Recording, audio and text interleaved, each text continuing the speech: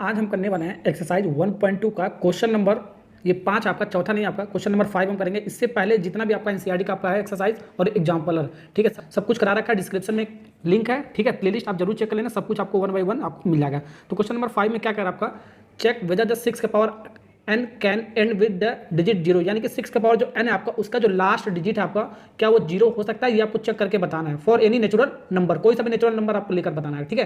Natural number क्या होता है, 1 2 3 4 5 6 गिनती वाली संख्या होती है, उसी को बोलते हैं नेचुरल नंबर। तो सबसे पहले आपको क्या करना है, इस टाइप का क्वेश्चन एग्जाम्पल पे भी मैंने आपको कराया था। तो 6 के पावर n है, तो 6 के पावर n को जैसे इसको 6 का फैक्टर लिख लो, प्राइम फैक्टर के पावर में 6 को क्या लिख सकते हैं, 2 इंटू 3 का पावर n लिख सकते हैं। वेयर n क्या है, नेचुरल नंबर, 1 2 3 4 5 गिनती वाली संख्या। n की वैल्यू 1 रखो, 2 रखो, और ऐसे डॉट डॉट डॉट रखते चले जाओ, चेक करो, देखो आपका इसका लास्ट डिजिट जीरो हो रहा है कि नहीं हो रहा है।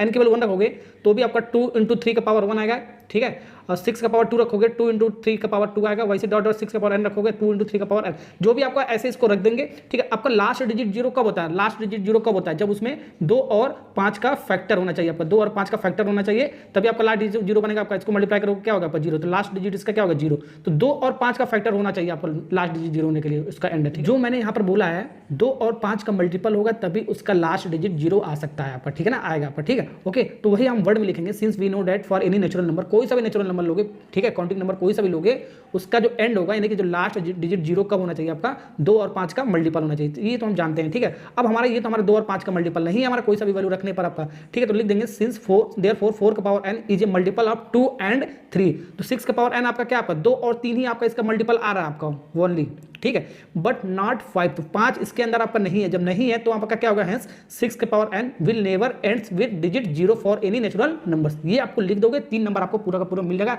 ये आपका इंपॉर्टेंट क्वेश्चन आपका होता है आपका, ठीक है ना, ओके। तो यहां पर मैंने आपको इससे पहले भी क्वेश्चन करा रखा है। अब आपका कोई सा भी क्वेश्चन आ जाए, 2 का पावर n आ जाए आपका, ठीक है, 2 का पावर n आ जाए, 3 का पावर n आ जाए, 4 का पावर n आ जाए, ठीक है, 4 का पावर n एग्जाम्पल में आपको मैंने कराया था, और 5 का पावर n आ जाए आपका, 6 का पावर n आ जाए आपका, 7 का पावर n आ जाएगा आपका, ठीक है, 8 का पावर n आ जाएगा आपका, 9 का पावर n आ जाएगा, ठीक है। ये कोई सा भी ऐसा क्वेश्चन अगर जो आया तो उसका लास्ट डिजिट हमारा जीरो नहीं आ सकता, ठीक है। ऐसे ही आपको कर लेंगे फैक्टर के पावर में, ठीक है। अगर जो यहाँ पर 10 दे देगा, 10 दे देगा, 10 के पावर n, तो इसको क्या ले सकते हैं, 2 इंटू 5 ले सकते हैं प्राइम फैक्टर में, 2 इंटू 5 का पावर n। तो 2 और 5 का फैक्टर यहाँ पर है ना आपका, है ना, तो इसका एंड आपका लास्ट डिजिट जीरो हो सकता है।